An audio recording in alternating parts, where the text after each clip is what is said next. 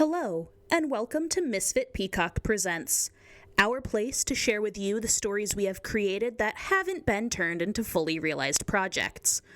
Well, what are you waiting for?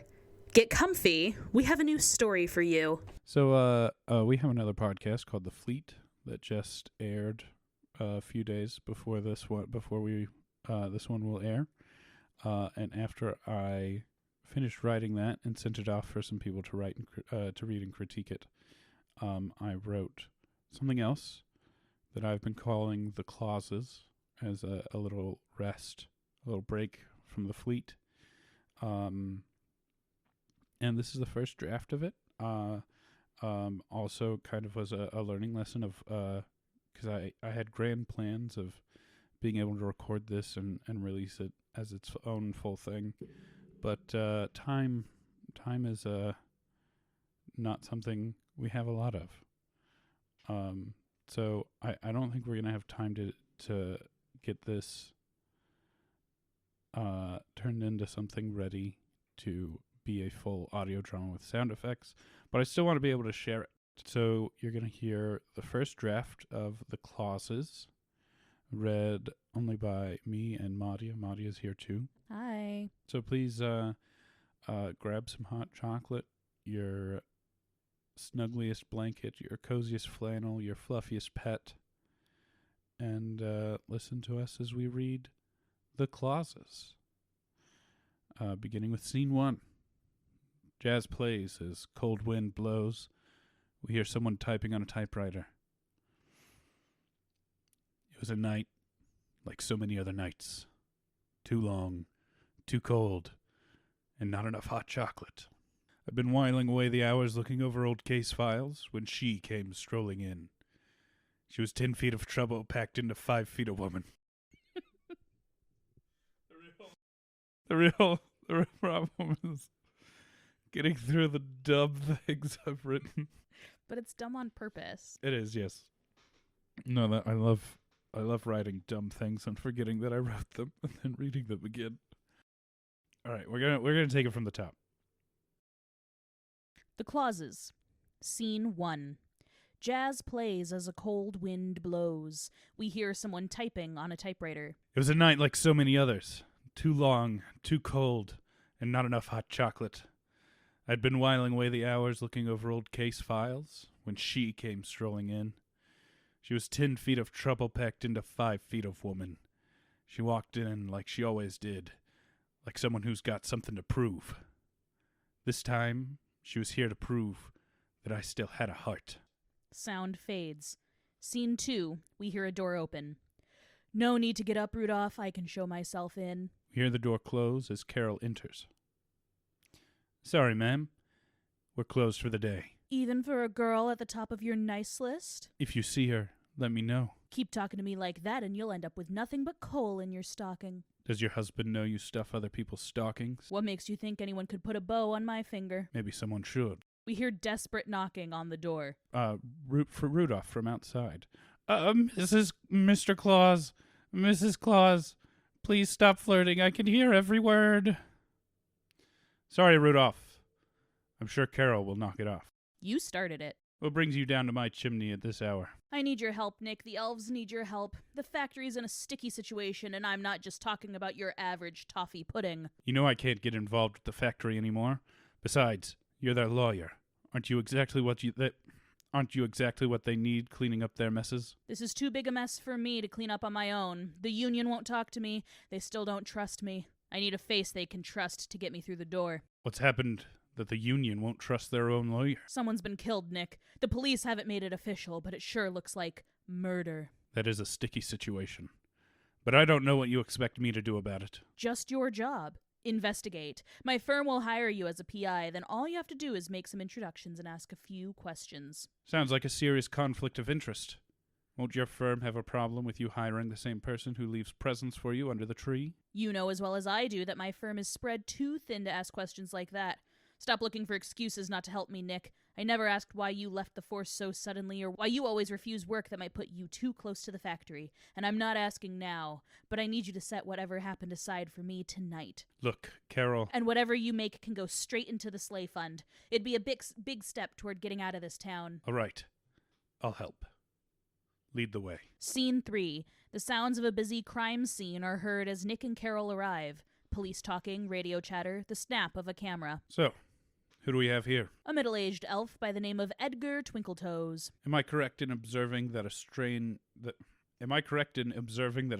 container fell from that crane up there, came down on Mr. Twinkletoes, and sent him to bed early? Most likely. They're still waiting on a coroner to give an official cause of death. What makes you think it's murder and not just an accident?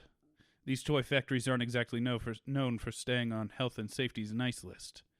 How many of Santa's elves do you hear about being maimed or injured yearly? Good point. But Edgar doesn't work here anymore.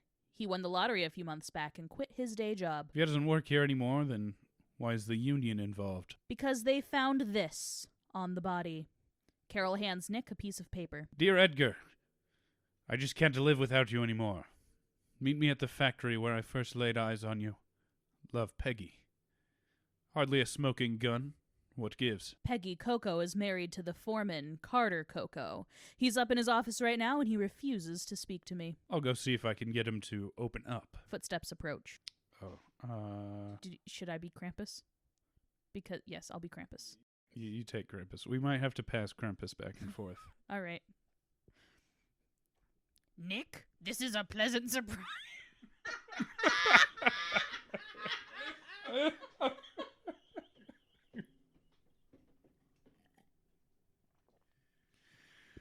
Went straight to Belschnickel. It's fine. Nick, this is a pleasant surprise. Krampus? What are you doing here? And it's Krampus. It's not Krampus. You go back and forth. Krampus, what are you doing here? I work for the toy company now. I'm here representing their interests. Stop laughing.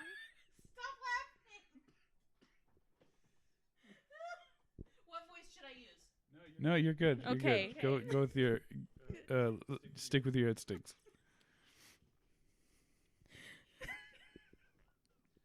Deep breath.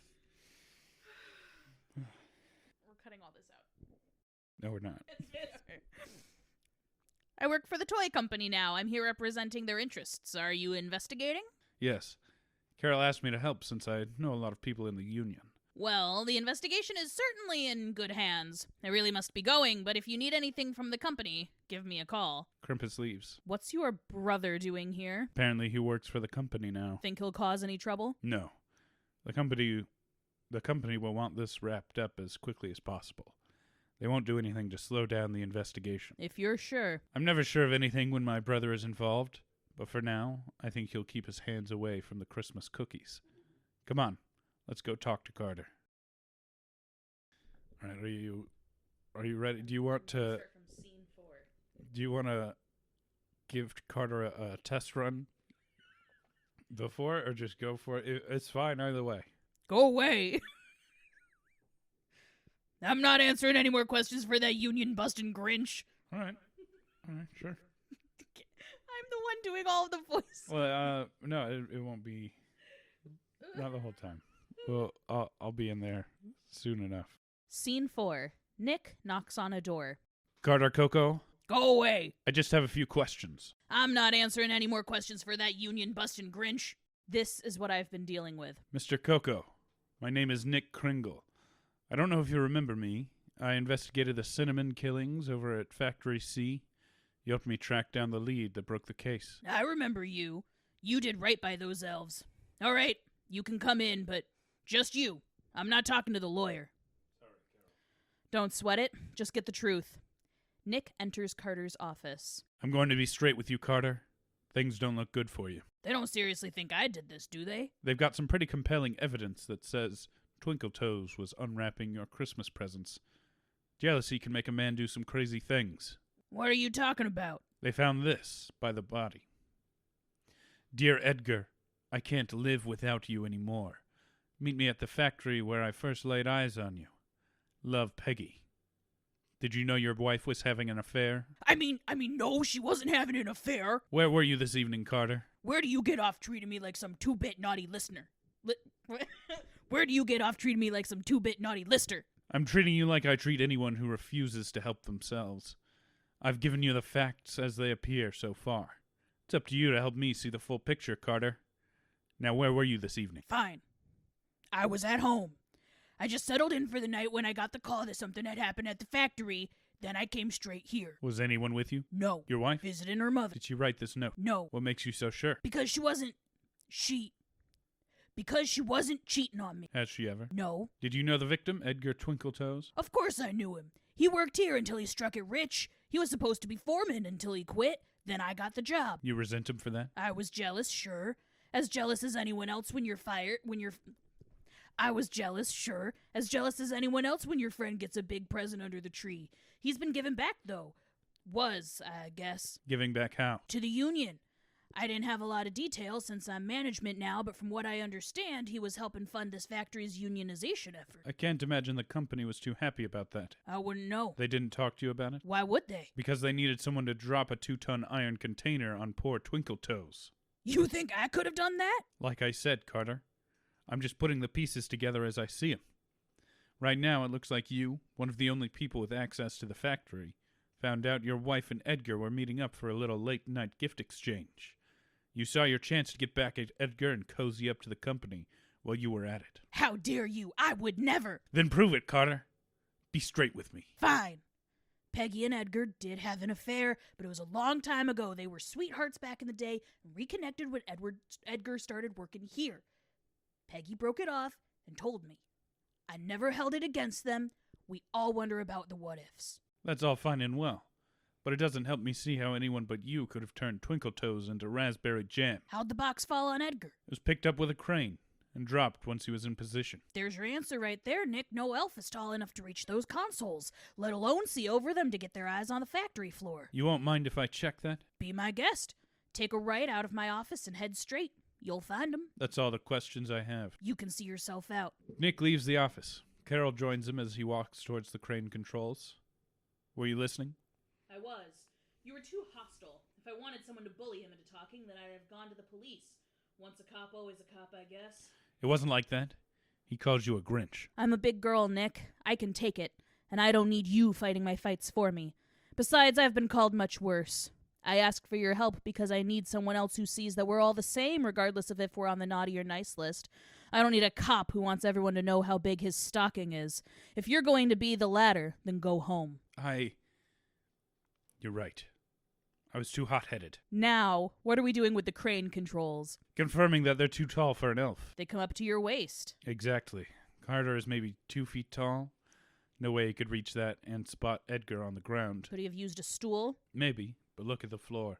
All that dust. Our feet left tracks. A stool would have done the same. So Carter didn't do it. I don't think so. What now? We go get a cup of hot chocolate and talk this through.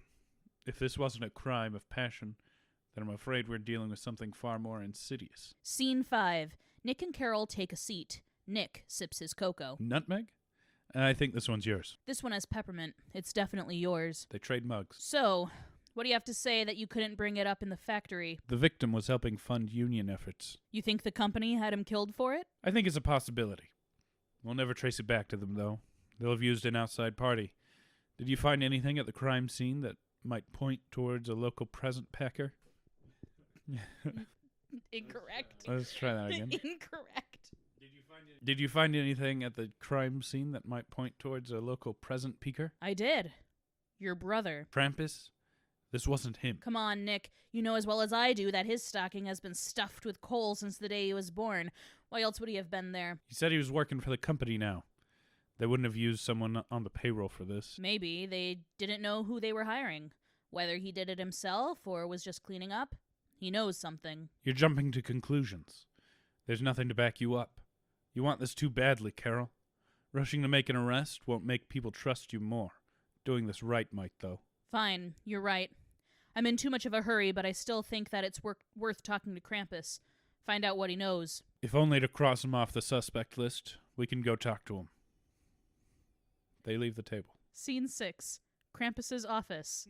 Nick and Carol enter. Do you want me to try Krampus? No, I will make it work. There's gonna be this ends with a scene that's Carol and Krampus.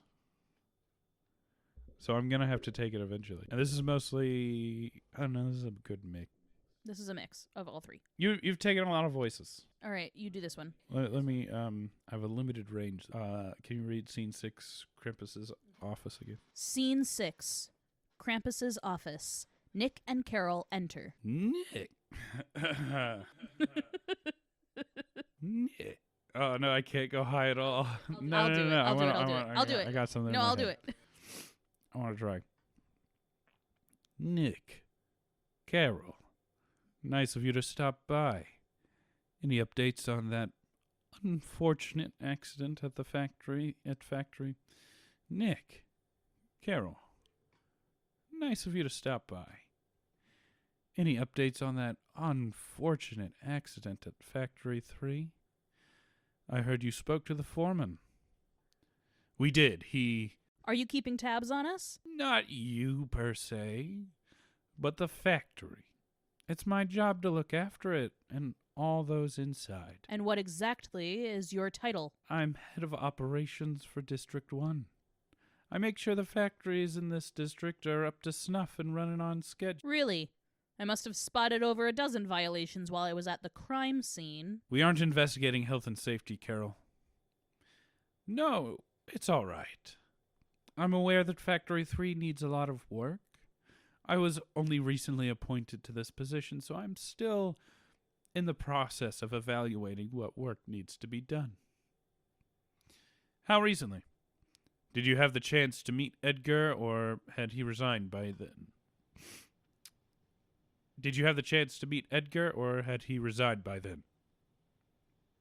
I did not have the pleasure of meeting Mr. Twinkletoes prior to this evening. Were you aware of his involvement with the union?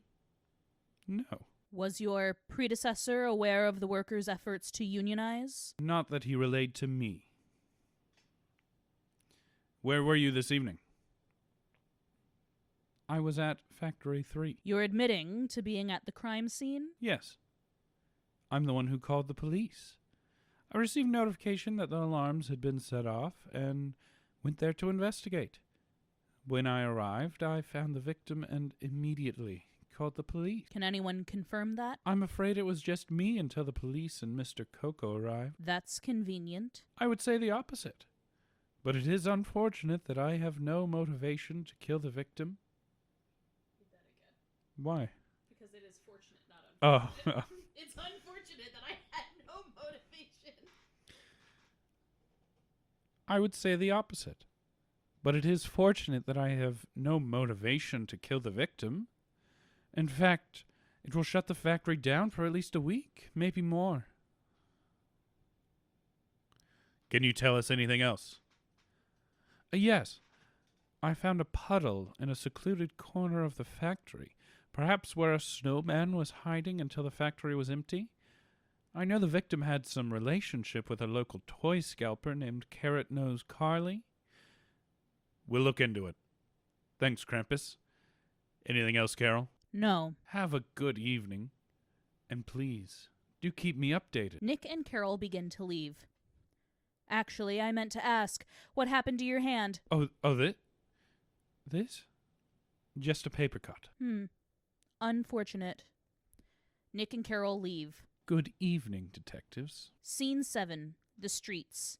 Nick and Carol come walking out of Krampus's office. I'm realizing I have no sense of time in this, because later they reference that it's afternoon. You know, it's fine. This was a rough draft. Draft 1. Draft 1. Yep. All right? We don't got. gotta worry about time. We're in draft 1. Now we're on the streets. And Nick and Carol come walking out of Krampus's office. I say we head straight for the address Krampus gave us and talk to Carly. What spoiled your milk, Nick? What? You barely let me talk to Krampus, and whenever you asked him questions, you led him straight to the answers. You handed him an out wrapped in gold with a bow on top. You're trying too hard to implicate him just because you don't like him. We should go talk to this Carly.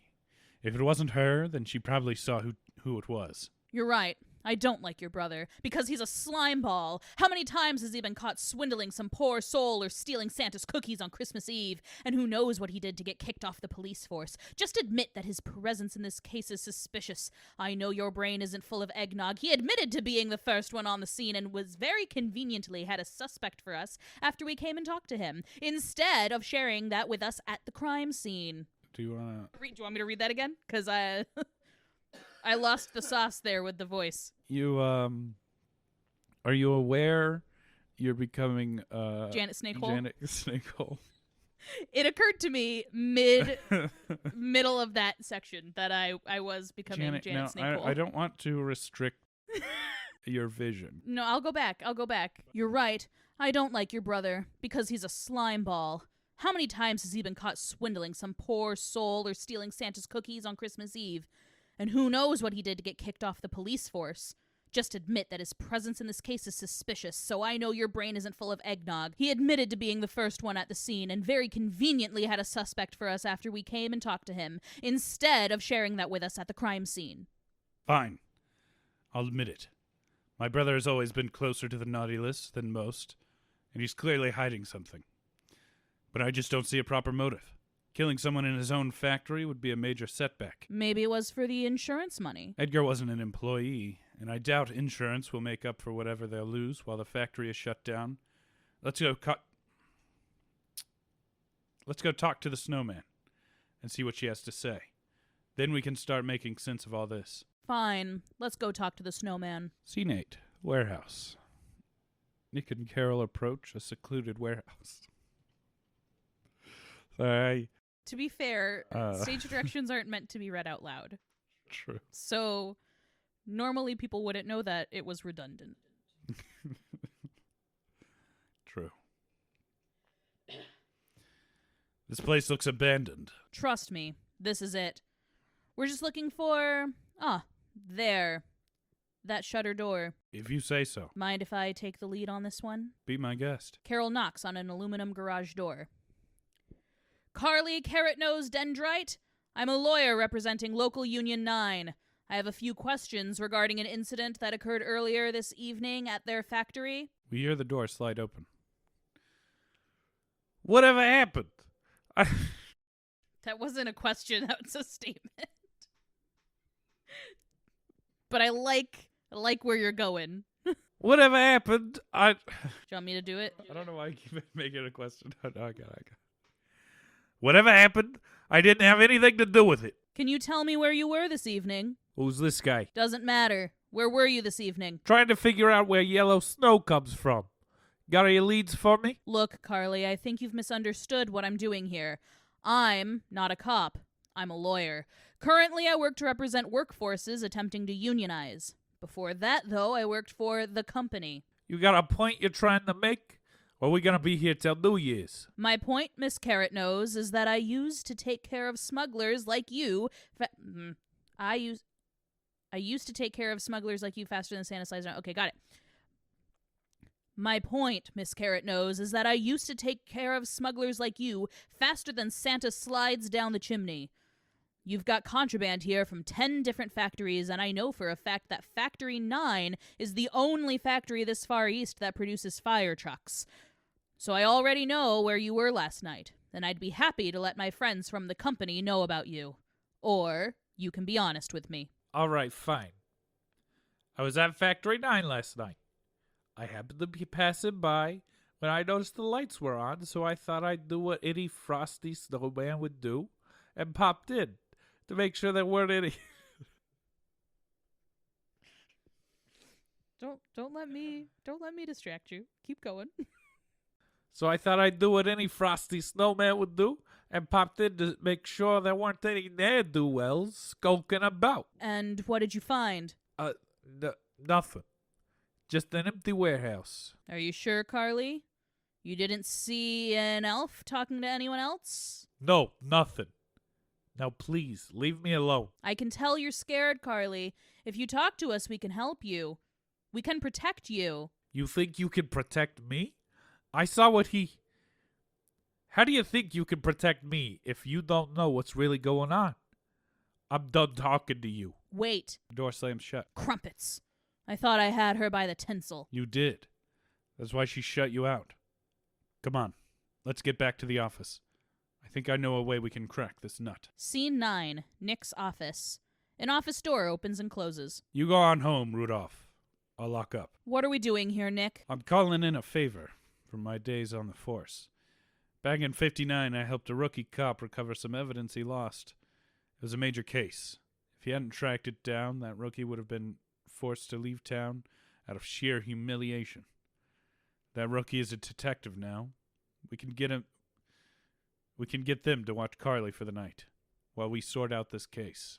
You trust them? Of course. They're one of the good ones. Well, they aren't in the company's pocket anyways. Nick dials a rotary phone. Is it dialing if it's a rotary phone? I think so. Okay, well, Nick dials a rotary phone. Skipper, I got a favor to ask. I need someone to keep an eye on a suspect for me. Just for the night.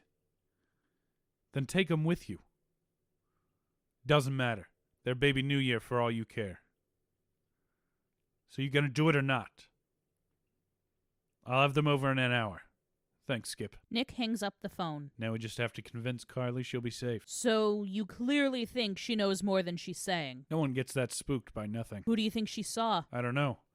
That's why we're going to ask her. Not yet. I need to know what you're thinking first. Because if we get her to talk, and she Not yet. I need to know what you're thinking first. Because if we get her to talk and she implicates your brother, then I need to know what you're gonna do. She won't. What makes you so sure? There could have been someone else there. It could have been... Could have been who, Carter? Could have been who? Carter? You think Carter put the fear of God into Carly? No. Then who, Nick? The only other person at the scene was Krampus. It could have been someone else. Someone we don't know about yet. Sure. There could be an unknown factor here. But I need to know what you are going to do if there isn't. What are you really asking me, Carol? If we have to arrest your brother, what are you going to do? I don't know. That's what scares me. You want a drink? Sure. Nick pours 2 drinks. I've been here before. I didn't know how to handle it then either. When? Back when I was still on the force with Krampus. Is he the reason you left? Not the reason, but certainly the catalyst. What happened? He had just joined the force. I pulled a few strings to get him through the door, but I didn't see anything wrong with that at the time. He's my little brother. Why shouldn't I help him out? At first, he proved to be a great cop.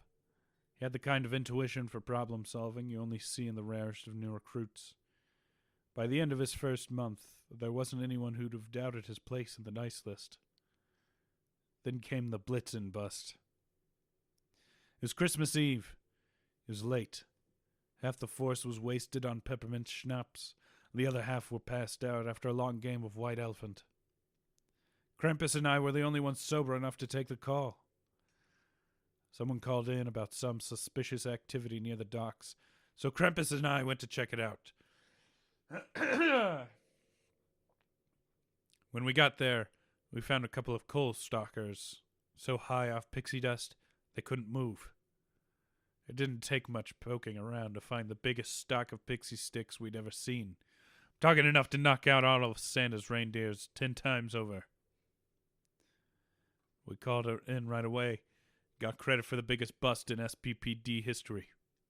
It was amazing. We celebrated till Christmas morning. I don't remember much else from that night. The next morning, I peeled myself off the station floor and went to go take inventory from the bus to submit to evidence. When I got down to the evidence locker, I found Krampus stuffing a bag full of pixie sticks. When he noticed me, he just shrugged, like a kid sneaking downstairs to see Santa. He didn't say anything, just headed for the door, and I let him leave. I know I should have stopped him. I know I should have reported him, but I couldn't bring myself to do it. At the time, he was all I had. So I left the force. Now I guess I just can't bring myself to believe my little brother is a murderer is all. Now I guess I just can't bring myself to believe my little brother is a murderer, as well as a crooked ex-cop. I know it isn't easy to accept, but Doesn't knowing his history make him even more suspicious? Of course it does. Then now is when you make up for your mistake. Confirm he did it, then bring him in. Not many people get the chance to fix their mistakes. I know. I'll try. Then let's go talk to Carly. Before we move on to scene 10. SPPD, South Pole Police Department. Where is Santa's workshop? He wants everyone to think it's at the North Pole so no one look Oh. in the South Pole. Got it. Obviously. Understood. Okay, You gotta read between the lines. obviously, duh. Okay, I wrote that twice. I know. I didn't realize. To be fair, when I read this script, I also didn't realize. But I noticed it now. Yeah. Thanks. You're welcome. Scene 10. Nick and Carol walk through Carly's warehouse and knock on her garage door. Bang, bang, bang. Carly, it's Carol Claus again. I've got good news. More knocking. Remember what I said before about... Wait, Carol. Look down. What? There wasn't a water here before. Carly! The garage door opens. By Satan's... Nope, I almost said Satan. Gonna do that again. Yeah. The garage door opens. By Santa's beard. Melted down to a puddle and a nose. I haven't seen anything like this since the July murders. Who would do this? Whoever Carly saw at the factory last night? Nick, look. That's just a bandage. It looks a lot like the one on Krampus's hand. You can't arrest a man for having a bandage on his hand. No, but it's enough reason to confront him.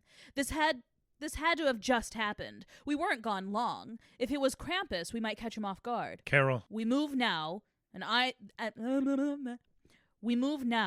this either proves he's involved or proves me wrong. We have to call it in first. Call it when we get to Krampus's office. There's no phone here anyway. But... You're stalling, Nick. Make your choice, now or not at all. Fine. Call it in. But I'm going after Krampus. Carol, wait. Scene 11.